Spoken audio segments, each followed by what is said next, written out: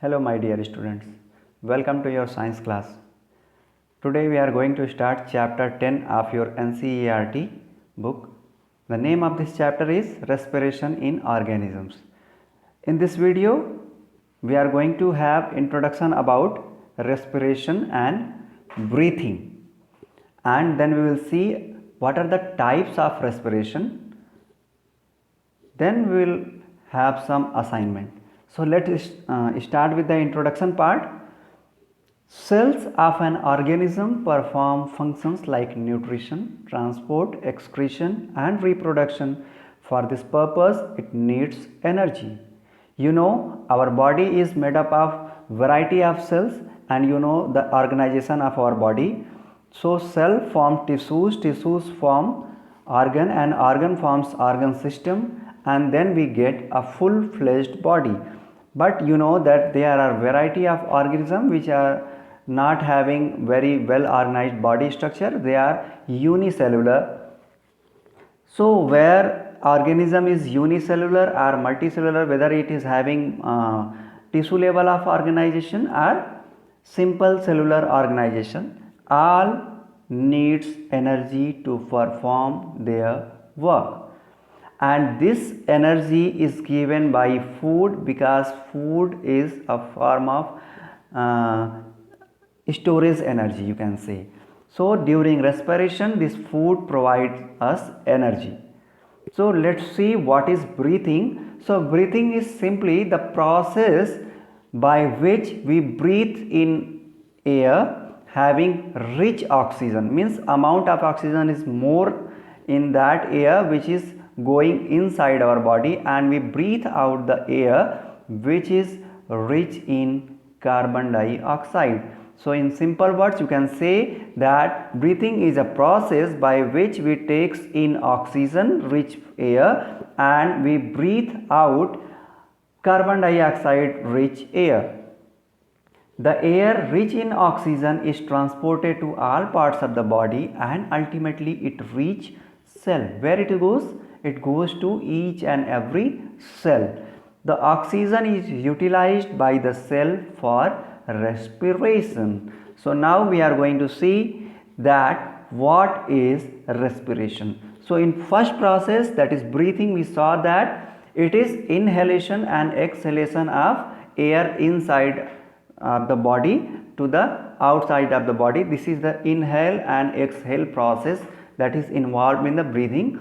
Means we are taking air that is rich in oxygen inside and we are breathing out or exhaling air that is rich in carbon dioxide. So now we are having rich air which we are having air which is rich in oxygen to in our cell. So respiration is the process of using oxygen to break down food to release energy, carbon dioxide and water. So you can say simply respiration is the process of breaking down of the food to produce energy. In simple words you can say that respiration is a process of breaking down of food to produce energy for the function of the body. That may be cell, that may be the full-fledged body. In another definition, suppose there is very common term, that is cellular respiration. The process of breaking down of food in the cell of an organism with the release of energy is called cellular respiration. And you know the process of respiration takes place in the cell, and you will see in future in coming slides that what are the types of respiration. So on the basis of presence or absence of oxygen, respiration is classified into two types. Let's see what are these two types. The first type is aerobic respiration. As the name suggests, aerobic, here you can see with the help of oxygen, in the presence of oxygen, the breaking up glucose or food takes place. Means wherever there is aerobic respiration, there is involvement of oxygen. There will be oxygen present in that type of respiration. So if oxygen is present, means that is aerobic respiration. So during aerobic respiration, glucose is completely broken down into carbon dioxide, water, and energy is released. So aerobic respiration takes place in the mitochondria. So mitochondria is the part of the cell, the organism which are aerobes, means which are able to perform aerobic respiration, that will have mitochondria inside their cell or inside their body. So you can say that aerobic respiration needs oxygen. Let's see something more, that how you can see that it is given in your slide, that glucose in presence of oxygen or with the use of oxygen is broken down into carbon dioxide, water and energy. तो जब भी aerobic respiration होता है तो glucose, आप बोल सकते हैं ग्लूकोज या फूड या ग्लूकोज दोनों को इंटरचेंजली भी आप यूज़ कर सकते हैं, क्योंकि फूड जो ब्रेक होता है किसके, ऑक्सीजन के प्रेजेंस में, क्या बनता है, आपको कार्बन डाइऑक्साइड मिलता है, वाटर मिलता है और एनर्जी मिलती है। यही कार्बन डाइऑक्साइड जब आप ब्रीथिंग आउट करते हैं, एक्सहेल करते हैं, तो आपके बॉडी से बाहर निकल जाता है और उसी एनर्जी से जो प्रोड्यूस होती है उससे हम अपना काम करने में सक्षम हो पाते हैं। सो लेट्स सी कहाँ कहाँ होता है। तो ह्यूमंस, हमारे अंदर होता है aerobic respiration, dogs, cats, lions, elephant, cows, buffaloes, goat, snakes, earthworm, frogs, fishes, ऐसे जितने भी ऑर्गेनिज्म हैं जो कि ब्रीथ इन ब्रीथ आउट करते हैं, आपके सामने दिखाई देते हैं। जैसे कि बहुत जो आपके एग्जांपल है, आप देखते होंगे, काऊ को देखते हैं, बफेलो को देखते हैं, ऐसे बहुत सारे ऑर्गेनिज्म हैं। आप हिरन को ले लीजिए, आप रैबिट को ले लीजिए, ये सारी जो हैं इनमें जो है एरोबिक रेस्पिरेशन होता है। मतलब अगर ऑक्सीजन की कमी हो जाए तो इनको रेस्पिरेशन करने में प्रॉब्लम होगी। अब हम बात करते हैं एनएरोबिक रेस्पिरेशन की। इस दुनिया में बहुत से ऐसे ऑर्गेनिज्म हैं, मोस्टली जो हैं वो सेलुलर हैं, यूनिसेलुलर ऑर्गेनिज्म हैं, जो कि एनएरोबिक हैं, वो उनको ऑक्सीजन की ज़रूरत नहीं होती है। क्यों नहीं होती है, कैसे होती है, वो बात की बात है। अभी देखिए कि एनएरोबिक रेस्पिरेशन क्या होता है। तो जब भी आप ग्लूकोज को या फूड को कहीं भी जहाँ पर ग्लूकोज और फूड का जो ब्रेक डाउन होता है वो इन एब्सेंस ऑफ ऑक्सीजन होता है और विदाउट यूज ऑफ ऑक्सीजन होता है, that kind of respiration is known as anaerobic respiration. In this process, glucose is not completely broken down into carbon dioxide and water, and in this particular type of respiration, less amount of energy is released. In aerobic respiration, you have seen that high amount of energy is released, but in anaerobic respiration, less amount of energy is released.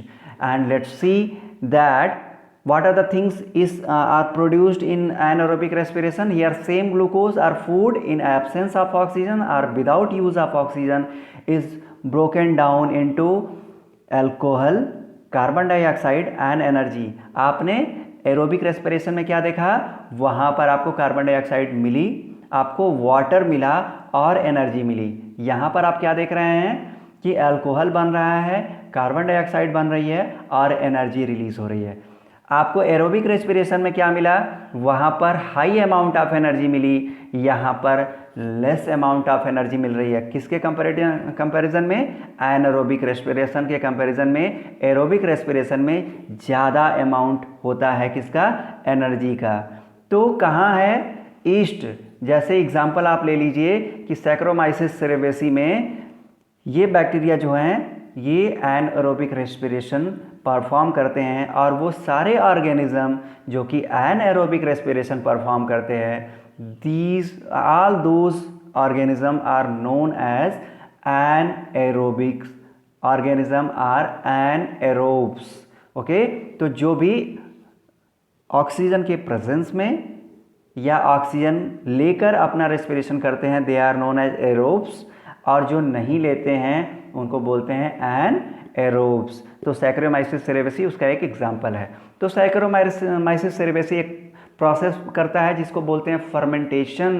तो आप कह सकते हैं कि fermentation is an example of anaerobic respiration and it is performed by the east और जब fermentation होता है तो इथेनॉल और अल्कोहल, तो इथेनॉल को जो आप केमिकल नेम पे देखेंगे जो लोग यूज़ करते हैं उसे इथेनॉल बोलते हैं अल्कोहल को।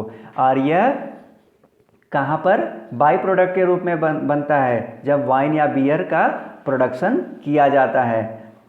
क्या बनता है, कार्बन डाइऑक्साइड गैस रिलीज होती है जिसको कहाँ हम यूज़ करते हैं, बेकिंग इंडस्ट्री में। क्या करती है, the carbon dioxide gas release during this process cause the bread डफ टू राइज। आपने देखा होगा कि जो आप ब्रेड खाते हो उसमें आपको छोटे छोटे छेद दिखाई देते हैं, बहुत सारे पोर्स दिखाई देते हैं। वो पोर किसके कारण होता है, कार्बन डाइऑक्साइड के कारण वो पोर आप वहाँ पर देख पाते हैं। कार्बन डाइऑक्साइड जैसे ही गैस रिलीज होती है वहाँ पर उसके प्रेशर से आपको वहाँ पर पोर दिखाई देता है। तो यहाँ पर कार्बन डाइऑक्साइड सही नहीं लिखा गया है, आपको पता है कि कार्बन डाइऑक्साइड कैसे लिखते हैं, आप सही कर लीजिएगा उसे नोट्स में अपने।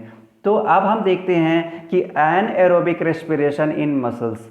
हमने अभी आपको बताया कि जो ह्यूमंस हैं उनमें एरोबिक रेस्पिरेशन होता है, लेकिन वही ह्यूमन जैसे हमारे अंदर हमारी मसल्स में कभी कभी एनएरोबिक रेस्पिरेशन भी होता है। तो हम देखते हैं कैसे। Usually aerobic respiration takes place in human but under certain condition anaerobic respiration may also occur in muscle for a short time due to temporary deficiency of oxygen. When we कब होता है, जब हम हैवी मस्कुलर एक्सरसाइज परफॉर्म करते हैं। कौन कौन सी, जैसे साइकिलिंग हो, रनिंग हो, वॉकिंग हो, वेट लिफ्टिंग हो, या कोई भी ऐसा काम हो जिसमें ज़्यादा अमाउंट की ज़रूरत होती है किसकी, एनर्जी की, और वह वहाँ पर हमें उतनी ऑक्सीजन की सप्लाई नहीं हो पाती। जब उतनी ऑक्सीजन की सप्लाई नहीं हो पाती तो एरोबिक रेस्पिरेशन वहाँ पर हम परफॉर्म नहीं कर पाते, हमारी बॉडी हमारी मसल परफॉर्म नहीं कर पाती है, तो उतनी एनर्जी नहीं मिल पाती है। तो एरोबिक रेस्पिरेशन तो चलता रहता है, लेकिन टेम्पररी टाइम के लिए, कुछ समय के लिए जो हमारी मसल्स हैं वो एनारोबिक रेस्पिरेशन भी परफॉर्म करने लगती हैं। क्यों, कंपनसेट करने के लिए जो एनर्जी की जो कमी है। अभी आपने देखा क्या है, एनर्जी की कमी यहाँ पे दिखा गया कि किसकी कमी पे, जब ऑक्सीजन की कमी। जब ऑक्सीजन की कमी है तो स्वाभाविक है कि एनर्जी की भी कमी होगी, और आप हैवी काम कर रहे हैं तो ये चीज़ें जो हैं वो टेम्पररी हैं, ऐसा नहीं कि वो परमानेंट है। ये सारी चीज़ें जो हैं ये टेम्पररी हैं। जैसे ही उस चीज़ की कमी पूरी हो जाएगी, ऑक्सीजन की कमी पूरी हो जाएगी, ये चीज़ें ख़त्म हो जाएंगी, तो फिर आपको कोई दिक्कत नहीं होगी। और ये क्या होता है, कैसे होता है, थोड़ा और देखते हैं कि जो एनर्जी की रिक्वायरमेंट होती है उसको पूरा करने के लिए हमारी मसल्स जो होती हैं वो एनारोबिक रेस्पिरेशन परफॉर्म करती हैं। तो क्या होता है, during this process the glucose or food in the muscle cell is partially broken down in the absence of oxygen to form lactic acid and some extra energy is released. आपने देखा कि जो एरोबिक रेस्पिरेशन था उसमें आपको क्या मिला, water मिला, एनर्जी मिली। क्या मिला, वाटर मिला, एनर्जी मिली और कार्बन डाइऑक्साइड मिली। जो एनएरोबिक रेस्पिरेशन नॉर्मली प्रोड्यूस हो रहा था वहाँ पे आपने क्या देखा कि वहाँ पे अल्कोहल मिला, वहाँ पे आपको कार्बन डाइऑक्साइड मिली और आपको एनर्जी रिलीज हुई। लेकिन जो ये मसल में, हमारी मसल में जो एनारोबिक रेस्पिरेशन हो रहा है, यहाँ पर क्या बनता है, लैक्टिक एसिड बनती है और एनर्जी रिलीज होती है। अब ये लैक्टिक एसिड क्या करती है वो हम देखेंगे, तो आप यहाँ पे पहले देख लीजिए इक्वेशन में क्या है कि ग्लूकोज या फूड जब ब्रेक होता है, जब ऑक्सीजन नहीं होती है तो क्या बनता है, लैक्टिक एसिड बनता है उसमें और एनर्जी रिलीज होती है।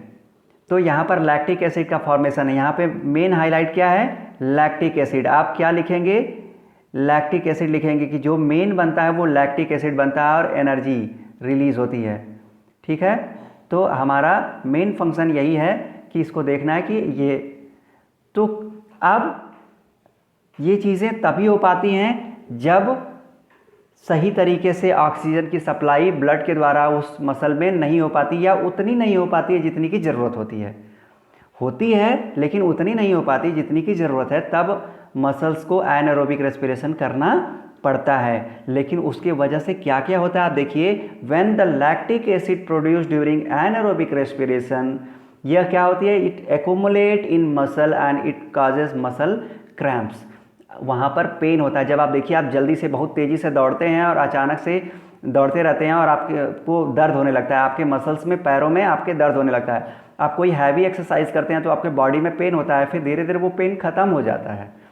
तो ये जो पेन होता है, जो तुरंत वाला पेन होता है, ये किसके कारण होता है, लैक्टिक एसिड फॉर्मेशन के कारण, जो कि आपको मसल क्रैम्प्स देती हैं। लेकिन जैसे ही कुछ देर बाद आप रुकते हैं, थोड़ा रिलैक्स करते हैं, गर्म पानी से उसे धोते हैं या उसकी मसाज करते हैं उस जगह की जो जहाँ पर आपको पेन होता है, तो आपको वहाँ से उस पेन से आपको राहत मिलती है। You feel relax after taking hot water bath or massage आप विथ दैट हॉट वाटर, या किसी भी चीज़ तरीके से मसाज, या आफ्टर टेकिंग रिलैक्स।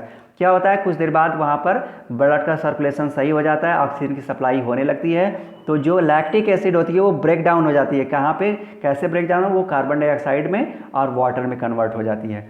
तो जिसकी वजह से जो मसल क्रैम्प्स है उससे आपको रिलीफ मिलता है। तो आपने ये चीज़ें बहुत कई बार फील की होंगी कि जब आप तेज़ी से दौड़ते हो या खूब ज़्यादा काम करते हो, फिजिकल वर्क ज़्यादा करते हो, तो you feel pain inside your body, and after taking rest, after taking hot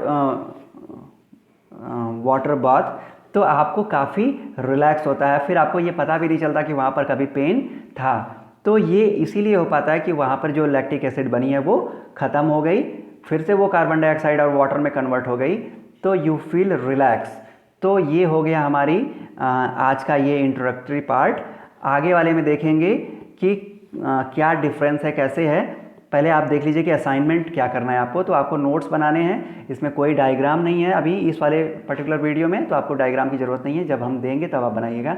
आपको क्या करना है, आपको खुद सोचना है और ये लिखना है कि what is the basic difference between aerobic and anaerobic respiration. आपको देखना है कि कैसे ये अलग है, आप अपने वर्ड में लिखने का प्रयास करेंगे। इसका आंसर मैं आपको अगली वीडियो में दूंगा। So that's all for the day and these are the resources. Thank you everyone. जय हिंद।